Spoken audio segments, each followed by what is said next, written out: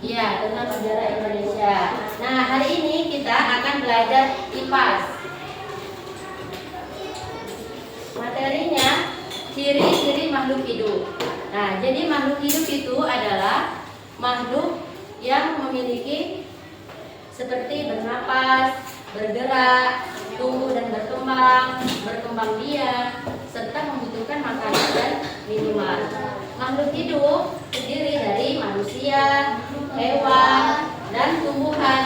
Jadi tumbuhan juga termasuk ke dalam makhluk hidup. Nah, sekarang kalau perhatikan gambar di depan ini. Nah, di sini ada contoh beberapa hewan, tumbuhan, dan manusia.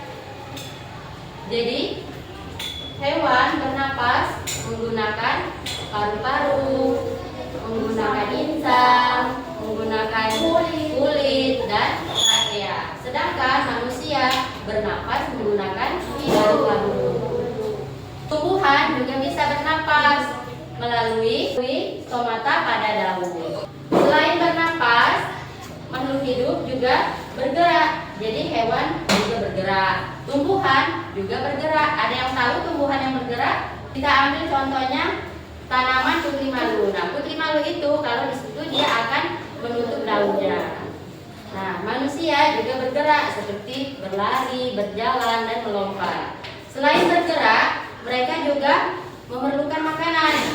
Manusia, hewan itu memerlukan makanan. Nah, tumbuhan sama, dia juga memerlukan makanan melalui fotosintesis. Nah, selain memerlukan makanan, mereka juga tumbuh dan berkembang. Contohnya hewan dari anak ayam menjadi ayam dewasa. Manusia dari bayi menjadi dewasa. Dari bayi menjadi balita, terus menjadi dewasa. Tumbuhan dari bibit tumbuhan menjadi tanaman. Juga berkembang biak. Nah, hewan berkembang biak dengan cara melahirkan dan dengan cara bertelur. Manusia berkembang biak dengan cara melahirkan. Tumbuhan juga dapat berkembang biak, yaitu dengan cara tunas. Nah, kita ambil contohnya seperti pohon pisang. Nah, pohon pisang itu kalau ditebang dia akan mengeluarkan tunas barunya. Nah, lanjut lagi, peka terhadap rangsang. Nah, jadi peka terhadap rangsang itu contohnya kita. Kalau kita diapakan sesuatu ke mata kita otomatis akan mengedip. Nah, kalau tumbuhan kita ambil contoh seperti tadi putri malu, kalau disentuh dia akan menutup daunnya.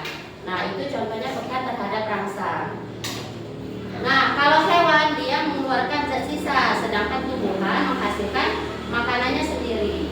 Nah, tumbuhan membuat makanannya sendiri melalui fotosintesis dengan bantuan cahaya matahari dan karbon dioksida.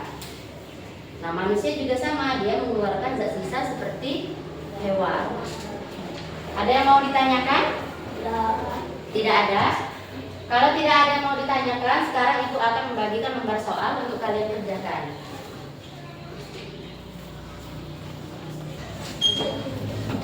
Sudah selesai? Sekarang kita sama-sama bahas soalnya ya.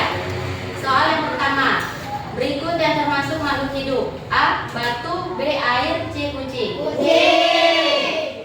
Dua, makhluk hidup memerlukan makanan dan air untuk A. Bermain, B. Hidup, C. Tidur. Ya, betul. 3, contoh makhluk hidup yang bergerak adalah A. Meja, B. Ayam, C. Kursi. 4,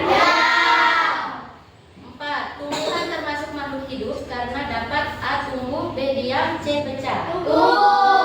Ya, betul. 5, ayam berkembang biak dengan cara A. Melahirkan, B. Bertelur, C. Membelah diri. Baiklah, ada lagi yang mau ditanyakan?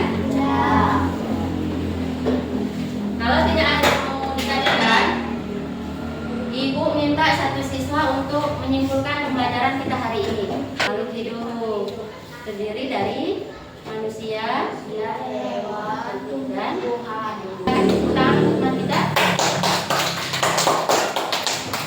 Jadi ya, kesimpulannya hari ini kita sudah belajar tentang ciri-ciri makhluk hidup dan berkembang biak, peka terhadap rangsang, serta mengeluarkan zat sisa. Nah, sama hewan juga seperti itu. Tumbuhan juga sama, dia bernapas, memerlukan air, makanan, tumbuh dan berkembang biak, peka juga terhadap rangsang, dan dia bisa menghasilkan makanannya sendiri. Untuk PR-nya silakan kalian kerjakan di halaman 30 ya. Ibu rasa sudah cukup materi kita hari ini. Semoga ilmunya bisa bermanfaat. Ibu akhiri, wassalamualaikum warahmatullahi wabarakatuh.